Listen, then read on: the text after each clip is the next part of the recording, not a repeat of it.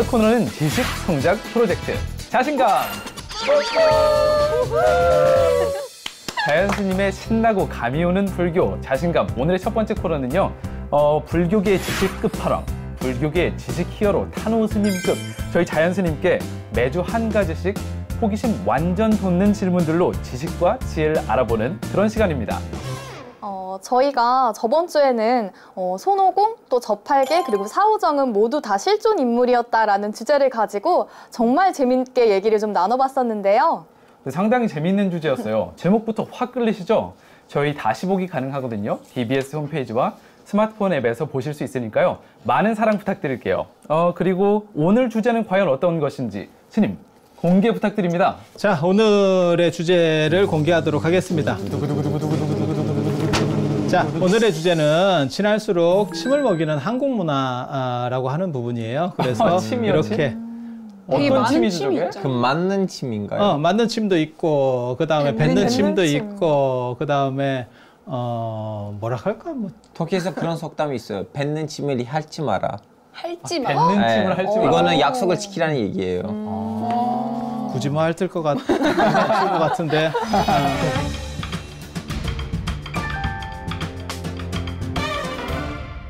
아무튼 오늘 이야기는 한국 문화 중에서 좀 특이한 부분을 얘기를 할 거예요. 그래서 사실 우리나라에서 가장 많이 쓰이는 말 중에 하나가 최근 들어서는 사랑이라는 말, 사랑이라는 말, 그게 굉장히 특이한 종교적인 흐름 중에 하나예요. 그래서 기독교가 사실 지금같이 발전하는 데 있어서 사랑이라는 단어를 선택하고 그 단어를 오염으로부터 걷어낸 그런 특징이 있습니다. 원래 사랑이라는 말은 애욕 이런 용도로 쓰였던 단어예요. 예전에는. 그래서 사랑이라는 단어를 잘 쓰지 않았습니다.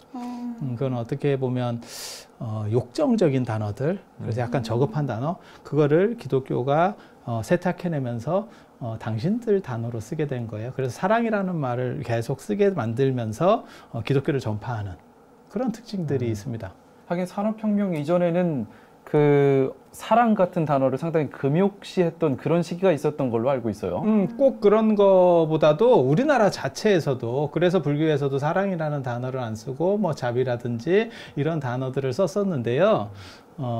그리고 실제로 단어를 오염시켜서 상대 종교를 공격하는 행동들도 있습니다. 굉장히 재밌는 게 불교에서 이제 꼭 쓰는 단어 중에 하나가 뭐냐면 무상이라는 단어가 있어요.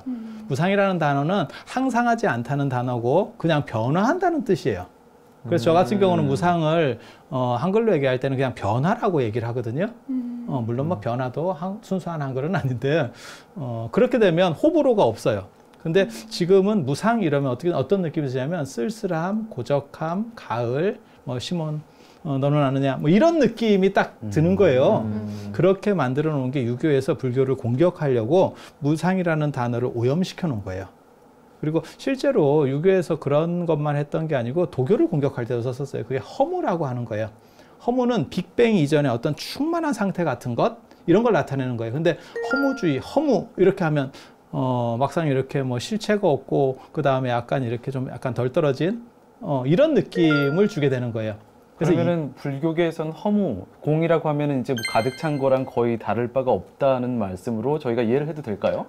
네, 그러니까는 도교에서 말하는 도교나 도가에서 말하는 허무라는 개념하고 실제로 불교에서 말하는 뭐 무상 공이라는 개념은 완전히 다른 개념인데 둘 다 각 종교의 중심 개념어예요. 그거를 오염시켜 버리니까 그쪽에서는 계속 쓸 수밖에 없고 쓰면 쓸수록 어떤 일이 벌어지냐면 사람들에게 약간 반발을 갖는.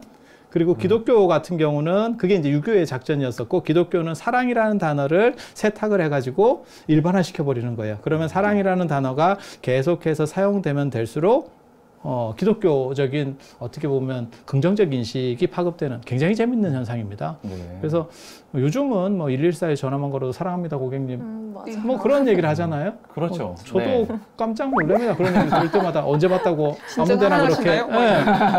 근데 그렇게 변태적이진 않아요. 사랑이란 단어가 그런 상태였으면 그 대신 뭘 썼어요? 애정을 썼나요? 사모합니다. 정이라고 하는 이런 느낌이었고요. 지금 말씀하신 것처럼 뭐 사모라고 하는 표현도 썼었고, 그러니까 사랑이라는 단어는 최근까지도 평생 안 쓰는 단어예요. 그러니까 전에 얼마 전에 돌아가신 신성일 씨 같은 경우도 사랑이라는 단어를 한 번도 안 썼다고 얘기를 하는 거거든요. 그러니까 그런 식이 가능한 거예요. 그 로맨스의 대명사로 알려진 그 대배우가 평생 동안 사랑이라는 사랑을 안 단어를 안 썼다고 썼다는 게 TV에서 신선하게 나중에 다가오네요. 그렇게 얘기를 하니까 네. TV에서 진행자들이 시켜서 엄연아 씨한테 사랑합니다라는 말을 80인가에 했어요. 본인께서는 상당히 오글거리셨을 것 같아요. 네, 그런 그러니까는 대사를 하실 때. 우리나라 전통에서는 사실 그런 부분들이 굉장히 약합니다. 그리고 또 뭐가 있냐면 불교에서 제일 많이 쓰는 대표적인 단어는 마음이라고 하는 단어예요. 그래서 마음을 잘 써야지 마음이 어떻게 라고 하는 그런 단어를 쓰기도 하고요. 그런데 실제로 지금 사랑이나 마음보다도 우리나라에서 가장 많이 쓰는 단어는 우리라고 하는 단어입니다. 우리요? 그렇죠. 네. 그래서 이건 집단주의 문화를 나타내는 거고요. 어떤 개인이 아니고 어떤 단체, 그러니까 우리가 사실 거기서 출발했다고 생각하시면 돼요. 소우리, 돼지우리 할 때처럼 어떤 이런 내 집단을 가리키는, 내 집단을 가리키는 그런 용어고, 동아시아는 집단주의 문화이기 때문에 집단 안에서 내가 어디에 속하냐에 대한 부분들을 많이 봐요. 그래서 우리라고 하는 게 우리 집, 그 다음에 나중에는 이제 우리 와이프까지. 우리 마누라. 어떻게 보면 공유 경제의 최고의 시작을 동아시아에서 연 거예요. 전부 다 공유하는. 일부 다처제 같은. 아니 꼭 그렇게까지 너무 받으면 이게 농담했다가 너무 진담으로. 제일 큰 문제가 어디에 나오냐 언론에 나오거든요. 왜냐하면 딴 나라들 보시면 예를 터키 말도 그러는 건데 영어도 마찬가지인데 일단 터키 언론이 터키 국가 아니면 터키 군에 대해서 글을 쓴다면 터키 쿤이라고 써요. 군? 예. 우리 군 아니고 우리나라 아니고 왜냐면 언론의 그 언어는 무조건 중립을 지켜야 된다는 입장에서 우리 군이라고 안 쓰고 우리나라라고 안 쓰고 무조건 터키 공화국은 이렇게 말했다, 당국이 이렇게 말했다, 터키 군이 그걸 했다, 우리 군이 그걸 했다가 안 써요. 근데 저는 한국 언론에 있는 기사들 읽으면 우리 군이 뭐 했다, 우리나라가, 우리 정부가 이렇게 말했다. 맞아요. 그래서 논문에서는 우리나라라고 하는 표현을 원래는 쓰면 안 돼요. 네. 그런데 우리나라에서도 사실은 그런 문제가 된 적이 있었거든요. 어떤 문제였었냐면 우리은행 같은 표현이 맞을 수 있느냐? 그냥 일반적으로 쓰는 건데, 그래서 이게 어떤 집단 전체를 묶는 이런 구조들이고요. 이 속에서 뭐가 나오냐면 국가도 집이에요. 네. 국가, 그 다음에 우주도 지부자, 집주자예요. 그래서 집이라고 하는 어떤 가해 개념? 이게 수신제가 치국평천하처럼 어떤 가족 문화를 확대한다라고 하는 동아시아의 전통 문화적인 측면하고 연결이 되는 거예요. 그래서 길을 가고 다니는 사람들의 주변 사람들, 우리 주변 사람들 보면 다 아저씨, 아줌마. 그게 원래는 삼촌의 관계들을 얘기하는 거고요. 네. 그 다음에 식당에서 일해주는 사람들은 이모.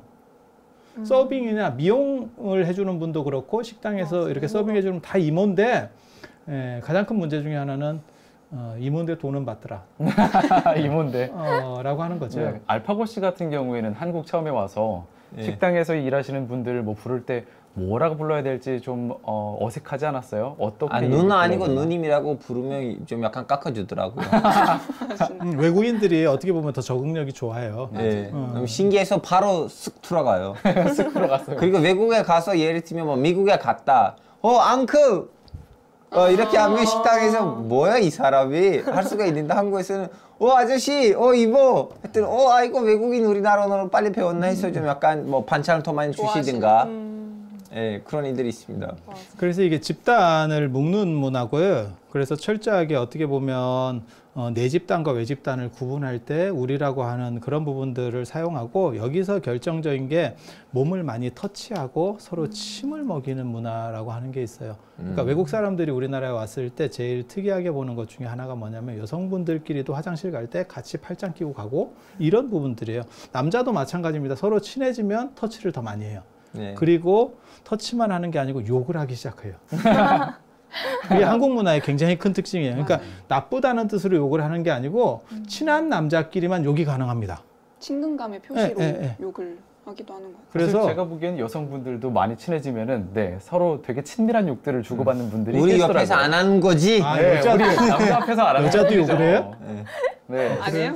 안 해요. 아직 둘이 안 친해졌어요. 이게 지금 두 번째 방송인데. 아니, 저는 사실 젊은 여자를 만날 일이 별로 없어요. 사찰이라고 하는 환경이 이렇게 좀 많이 곰삭으신 어른들 중심으로 이렇게 하다 보니까 모르겠어요. 요즘 세태는 진짜 욕을 할까? 할 것 같은데 얼굴 보니까 많이 해본 얼굴인데. 전 욕을 몰라요. 그게 더 가식적이야, 그치? 근데 그 우리라는 말을 쓰는 이 내 집단과 외 집단을 구분하는 이런 특이한 문화에서 왜 침을 먹이기 시작한 거죠? 더 친한 사람은 이제 몸을 터치하는 걸 넘어서서 서로 간에 침을 공유하는 타액 공유라고 하는 거는 가장 친밀한 사람끼리 나타날 수 있는 현상이에요.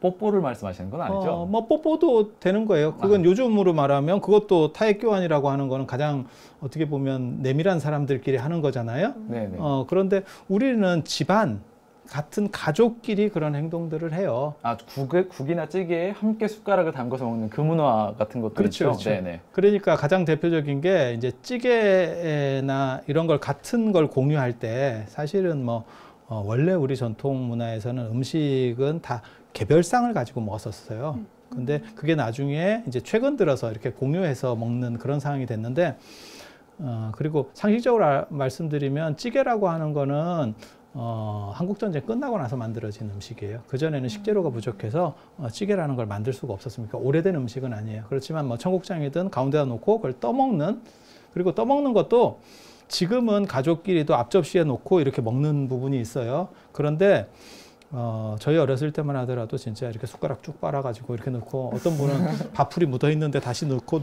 넣었다 빠져나오면 그 밥풀이 없어지기도 하고 뭐 맞아요. 이렇게 맞아. 현상들이 많이 있었어요. 네. 근데 요즘 들어서 제가 보니까 굉장히 식당에 가서 놀랐던 것 중에 하나가 뭐냐면 친구끼리인데도 앞접시가 안 나오면 서로 먹지 못하고 있어요.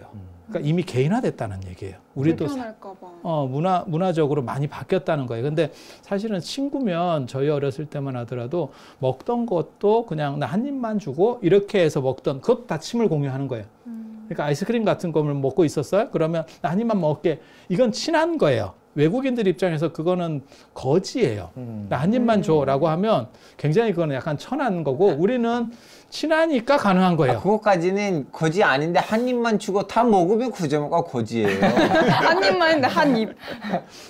그리고 이제 술 문화에서도 나타나는 거죠. 술잔을 돌리는 것도 침을 공유하는 거예요. 그래서 우리는 같은 집단이야 라고 하는 거를 정확하게 규정할 때, 그래서 제가 그런 얘기 하거든요. 왜 우리는 이런 컵을 만들 때 손잡이를 만들지 않았느냐. 그 돌리는 문화 때문에 그래요. 돌린다는 게 한 술잔을 옆 사람한테 네, 이렇게 자기가 마시고 돌려주는 거예요. 근데 돌릴 때 이제 차도 돌리고 술도 돌리거든요. 되게 재밌는 게. 그런데 술 같은 경우는 이 컵, 이걸 만들 수가 없는 게, 우리는 또 윗사람한테는 이런 손잡이 같은 게 있으면 그 손잡이 방향으로 주는 이런 문화가 있어요. 근데 한 잔 한 상태에서는 방향을 판단하기가 쉽지 않죠. 그러니까 그냥 서로 돌리기 좋게 만드는 게 지금 술잔도 그렇고 소주잔 같은 거 생각해 보시면 그렇고, 그다음 찻잔도 마찬가지예요. 그래서 그게 침 먹이는 문화 속에서 있는 거고, 제 생각이 안 틀리면 아마 침 먹이는 문화가 찌개나 이런 쪽에서는 사실 많이 이제 희석되지만 술 쪽에는 상당히 오래 갈 거라고 생각을 해요. 술 문화에서는 지금도 건재하고 있잖아요. 내장 갖고 올게 이러면서 속에서 이렇게 잔 꺼내서 먹고 이러진 않잖아요. 거의 안 그러는 거 같아요. 그냥 다 마시고 있잖아요. 그래서 그런 게 있고, 저희 어렸을 때는 할머니나 뭐 이런 분들이 손자를 키우면 이제 제일 요즘 젊은 사람들이 제일 싫어하는 것 중에 하나가, 할머니가 키우면 김치 같은 거 이렇게 쪽 빨아서 주거나 뜨거우면 숟가락에다가 음식을 놓고 혀로써 이걸 온도를 낮춰요. 그리고 애한테 먹여줘요. 저는 그거는 못 봤는데 다 먹었을 거예요. 아니, 못 봤는데 먹었을 거예요. 오징어 씹어주는 할머니들은 많이 봤어요. 오징어는 질긴 딱딱하니까 것들. 질기니까요. 네. 그래서 지금 흔히 농담 삼아 이제 얘기가 나올 때, 이제 며느리들이 애를 봐달라고 했을 때 시어머니나 안 그러면 친정 어머니가 그런 행동을 몇 번만 하면, 그러니까 김치 같은 거 이렇게 입으로 빨아서 몇 번 넣어주고, 그 다음에 뭐 걸레로다가 입 닦아주고, 이런 몇 번만 하면 해결이 된다라고 어머니 그러지 하는, 마세요, 막 이러고. 해결이 된다라고 하는 거거든요. 그래서 이런 방문 횟수가 막 줄어드는 그런, 이런 문화들이 실제로는 가장 친밀한 관계 속에서만 이루어지는 그런 거예요. 반증일 수도 있겠다. 네, 그래서 침을 먹이는 문화라고 하는 게 한국의 고유한 문화 중에 하나고 지금은 해체되고 있는 상황입니다. 그래서 집단주의가 이제 개인화돼 가는 거죠. 그래서 농담 삼아 제가 그런 얘기도 많이 합니다. 저희 때 아직도 저희 정도 상황이 되면 저희 정도 나이에서는 사실 더치페이라는 게 조금 그래요. 그래서 같이 밥을 먹든지 뭘 하면 누가 낼까에 대해서 판단을 합니다. 안 낼 사람이 내면 그것도 욕을 먹어요. 신경노동이에요 그거. 이번에 내가 했었어야 되는데 지난번에 했었는데. 이렇게 딱 계산을 하는데 요즘은 사실 아시다시피 그냥 먹고 싶은 것도 다 시키고 자기 나름대로 시키고 그러니까는 뭐 음식점에 가도 다 개별적으로 시키잖아요. 저희 때만 하더라도 뭐 예를 들어서 절에서 지금도 그런 일들이 있습니다. 자, 내가 한 턱 낼게 이래놓고 나 짜장면 이러면 그냥 다 짜장면이에요. 눈치껏. 그 내는 사람한테 맞춰서. 그렇죠. 그 사람이 어른인 경우에는 그 이상 시키기 굉장히 어렵죠. 그리고 또 뭐가 있냐면 음식도 빨리 나오게 해야 된다라는 것 때문에 두세 가지 안에서 통일하려고 하는 걸 줘요. 지금도 아마 학교에서도 선배들이나 이렇게 해서 여럿이 가면 그런 경우들도 간혹 있을 거예요. 그런데 지금은 커피 한 잔을 시켜도 다 다른 걸 시키고 다 다른 걸 시키다 보니까 나오는 순서도 다 달라요. 그러니까 뭐 음식을 기다릴 수도 없고 그냥 먹는 거예요. 우리 때는 보통 이제 똑같은 음식을 시켜서 똑같이 쫙 깔리면 어른이 젓가락을 들면 이제 계시죠. 마치 그 건물 다 지어놓고 테이프 끊는 것처럼 젓가락을 드는 게 먹어도 된다라고 하는 신호였는데 지금은 그런 게 없죠. 많이 사라졌죠. 그렇게 해서 게다가 이제 송금 체계가 바뀌는 바람에 이제 더치페이 해놓고 각각 n분의 1로 해서 똑같이 n분의 1도 아니잖아요. 시킨 게 다르기 때문에 다른 금액을 청구를 하죠. 그렇게 되면 뭐 그냥 막바로 입금을 시켜주는 그런 구조들이기 때문에 지금은 굉장히 많이 바뀌었다는 걸 알 수 있죠. 요즘은 저희는 그런 것도 해요. 카드 뽑기라고 계산을 누가 할지 애매하면은 맞아요, 카드 맞아요. 이렇게 놓고 그 직원분한테 하나 골라주세요. 그건 문화현상이 아니고 약간 도박이에요. 옛날로 말하면 사다리 타기 뭐 이런 거. 그러네요. 맞아. 저희 지금부터는 본격적인 뭐 질문 타임 들어가면 좋을 것 같은데요. 일단은 제가 오늘 주제에 대해서 들었던 것 중에 제일 흥미로웠던 게 이 우리라는 단어 있잖아요. 이제 저는 아무래도 영어 아나운서다 보니까 영어권 쪽 게스트분들 많이 만나서 얘기 나누다 보면은 일단은 한국에서는 뭐 내 차라는 말을 잘 안 쓰고 우리 차 뭐 다른 가족한테 설명할 때 우리 집이야 뭐 이런 식으로 설명하고 우리 마누라, 우리 아내 이렇게 설명하는데 만약에 그거를 영어로 바로 바꾸면은 우리의라는 단어가 our거든요. This is our car. This is our wife. 하면은 우리 마누라라는 뜻이 여러 사람들이 공유하는 마누라라는 여러 사람들이 공유하는 아내라는 뜻이 돼서 서양 사람들이 이 영어를 들었을 때는 뭐지? 이렇게 일부 다처제신가요? 이렇게 물어볼 And 수 then 있는 I am our husband. 네, 거의 그런 상황이 돼서 상당히 흥미로운 부분이라고 할 수 있어요. 한국어가 가진 흥미로운 부분이고 우리라는 집단 문화가 한국에서 가지는 특수성을 대변해주는 부분이라고 보여요. 아니 이게 집단을 중심으로 해서 그 안에 개인이 있는 거예요. 그러니까는 서구적인 관점은 개인이 모인 걸 집단이라고 하는 거고 우리는 집단 안에서 개인이 존재하는 거예요. 그래서 집단 밖에 개인은 없어요. 그러다 보니까 관계를 불러요. 이름을 부르는 게 아니고 어디든 관계를 불러요. 그 사람의 지위라든지 안 그러면 뭐 형이면 형, 뭐 좀 더 형이 여럿이 있으면 큰형, 작은형 이런 식으로 부르고 그 다음에 김대리, 이대리, 박대리 직위를 부르고 그 다음에 그 직위인 사람이 동시에 여럿이 있으면 성을 붙이는 정도지 이름을 부르는 일은 별로 없습니다. 그래서 그 관계성을 부른다고 하는 게 그 집단에서 너의 위치가 뭐야? 라고 하는 걸 나타내는 거고 사실은 그것은 끊임없이 바뀌는 거예요. 왜냐하면 예를 들어서 나는 누구의 아들이고 누구의 아버지일 수도 있고 밖에 나가면 누구의 부인일 수도 있고 뭐 여러 가지 관계들이 있는 거예요. 그 안에서 어떻게 맞출까라고 하는 게 또 다른 시간이 있으면 사실 그런 얘기를 하면 좋은데 동아시아 사람들의 특징이 감이 발전하는 게 그거예요. 그 안에서의 위치 파악을 굉장히 빨리 해야 돼요. 그리고 한국 사람들은 이 관계가 정립되지 않으면 굉장히 불안해해요. 그래서 그 사람의 학교를 물어보고 뭐 어디 사람이냐고 물어보고 나이를 물어보고 하면서 관계 정립을 했을 때, 그래서 네가 위야 내가 아래야라고 하는 게 정확하게 명확해지면 사람이 편해요. 그게 해결이 안 됐을 때는 굉장히 좀 힘듭니다. 내 위치를 어디다 둬야 되지? 이게 한국 문화의 어떤 특징 중에 하나예요.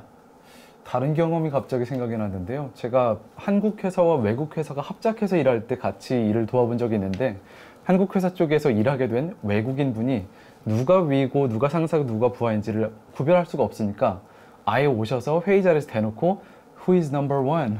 그래서 상사가 누구세요? 라고 여쭤봐서 가서 먼저 악수를 하고, 이런 파악을 해야 사업이나 아니면은 공적인 일들이 진행이 되는 그런 특이한 문화라는 걸 이렇게 외국인들이 옆에 있을 때 새삼 깨닫게 돼요. 사실은 사회 같은 걸 이렇게 볼 때, 이렇게 큰 행사, 저도 이제 사찰에서 사회 같은 걸 보는 경우가 있거든요. 제가 교무이기 때문에요. 제일 어려운 게 뭐냐면, 의전에서 순서 정하는 거예요. 네, 누가 순서인지를 잘 모를 때, 누가 위인지가 정확하게 구분이 됐을 때는 별 문제가 없는데, 서로 자기 그쪽 밑에 사람들이 와서 이쪽이 위에요, 우리가 위에요 라고 말하는 거예요. 근데 그게 정확하게 이렇게 답이 잘 안 나오면 자, 이걸 어떻게 처리해야 되지? 막 오만 번뇌들이 많이 생기는 거예요. 그래서 관계성이라고 하는 거고, 그 관계성 속에서 내가 어디에 속하냐라고 하는 거예요. 그리고 집단의식이라고 하는 문제가 있기 때문에 뭐가 있냐면, 한국 사람들은 어디 교실 같은 데 빈대에서 앉게 되면 주변부터 차요. 가운데는 맨 마지막 쪽에 찹니다. 왜냐하면 드러나는 걸 별로 원치 않아요. 맞아요. 그게 시대적으로 바뀌게 되거든요. 그래서 예를 들어서 80년, 90년대 초반까지는 어땠냐면요. 당신 뭐 잘하는 거 있어요? 예를 들어서 뭐 바둑돌 좀 만져봤어요? 라고 했을 때 만져봤어요. 이러면 유단자예요. 그때만 해도 그런 거예요. 근데 지금 사람한테 돌 좀 만져봤어요? 이러면 만져봤어요? 이러면 알까기를 했다는 뜻이에요. 그래서 그때는 약간 자신을 낮추는 시절이었고, 그 다음에 90년대 중반부터 뭐 자기 PR 시대는 어쩌냐 해서 자기를 드러내는 거고, 지금은 철저하게 개인화돼서 어떻게 스펙을 만들어서 내 상품들을 만들어 갈 것인가에 대해서 지금은 고민하는. 그래서 지금 면접 보고 예를 들어서 뭐 자소서를 쓸 때, 자기소개서를 쓸 때 제일 특징 중에 하나가 뭐냐면, 예전에는 뭐 어떤 걸 경험했어요? 외국에 가봤어요? 뭐 봉사활동을 해봤어요? 라고 했을 때 말하지 않거든요. 그러니까는 그냥 주저주저 하고 있는 거예요. 근데 지금은 면접관이 얘기하면 말이 끝나자마자 바로 손을 듭니다. 제가 먼저 말해보겠습니다. 네. 이런 식으로. 그래서 사고방식이 굉장히 많이 바뀌는 거예요. 네. 혹시 박예린아 씨 다음 뭐 질문해 주실 거 있나요? 네, 제가 좀 굉장히 좀 궁금했던 건데, 집단주의랑 개인주의, 그리고 또 동서양을 좀 대표하는 이런 문화적 특징들이 각각 좀 장단점이 있다고 생각하는데요. 이에 대해서 좀 불교적인 입장은 좀 어떠신지 제가 좀 궁금합니다. 가장 사람들이 이제 틀리는 것 중에 하나가 뭐냐면요. 불교는 동양이라고 자꾸 생각을 하는 거예요. 근데 여기서 우리가 흔히 말하는 동양이라고 하는 건 동아시아를 나타내는 거예요. 그러니까 중국 문화권. 그리고 불교가 속해 있는 사실 인도 쪽은 인도 유럽어족, 그래서 인도 문화권은 오히려 유럽하고 가까워요. 터키, 알파고스가 오신 터키는 어디에 가깝죠, 그러면은? 터키는 그냥 중동이에요. 중동. 제3의 어떻게 보면 서양, 어떻게 보면 동양 이렇게 갔다 왔다 해요. 네. 지금 서양과 동양의 집단적이냐 개인적이냐를 얘기할 때 제일 많이 드는 예는 뭐냐면, 사람을 부를 때, 그러니까 서양 사람들 같은 경우는 이름이 먼저 나오고 성이 나오는 거고, 우리 같은 경우는 집단이라고 하는 성을 먼저 표시하고 이름을 하는 거예요. 그리고 불가피하지 않으면 이름을 안 써도 돼요. 이름을 안 써도 돼요. 그냥 자신이 속한 어떤 집단만 가지고도 그 사람의 표현이 가능한 거예요. 네, 그리고 그렇죠. 우리 그거 하잖아요. 주소 같은 거 쓸 때도 방향이 완전히 반대잖아요. 그런 거 생각하시면 돼요. 네. 그래서 집단 안에서의 개인이냐, 개인들이 모인 것을 집단이라고 하느냐에 대한 거는 굉장히 재밌습니다. 그래서 제가 그런 거 생각하거든요. 우리나라에서 예를 들어 축구 경기가 열렸는데, 뭐 월드컵 같은 거야. 그랬을 때 이름 표기를 어떻게 해줄 거냐. 그리고 우리가 굳이 성을 뒤에 쓰면서 맞춰줄 필요가 있느냐에 대해서 생각해 봐야 돼요. 그들이 전통이니까 그 나라에선 그렇게 쓰는 게 맞아요. 하지만 우리나라에서는 우리식으로 해도 되는 거 아니에요? 그게 타당성이 있는 거잖아요. 꼭 우리나라 안에서까지 똥개도 지집 앞에서는 뭐 먹고 들어가는 게 있는데 아니 우리나라 안에서까지 그들의 방식으로 사용해 줄 필요가 있겠어요? 왜냐하면 문화라고 하는 거는 다양성인 거고 어떤 게 우월성이 존재하는 것이 아니에요. 그러니까 상호적인 거거든요. 그래서 그들은 그런 전통을 존중하고 우리는 우리 전통을 존중하면 되는 거지 굳이 국제 경기고 뭐 이러니까 그 시각에 맞춰서 한다라고 하는 생각은 사실은 좀 생각해 볼 필요가 있다고 생각합니다.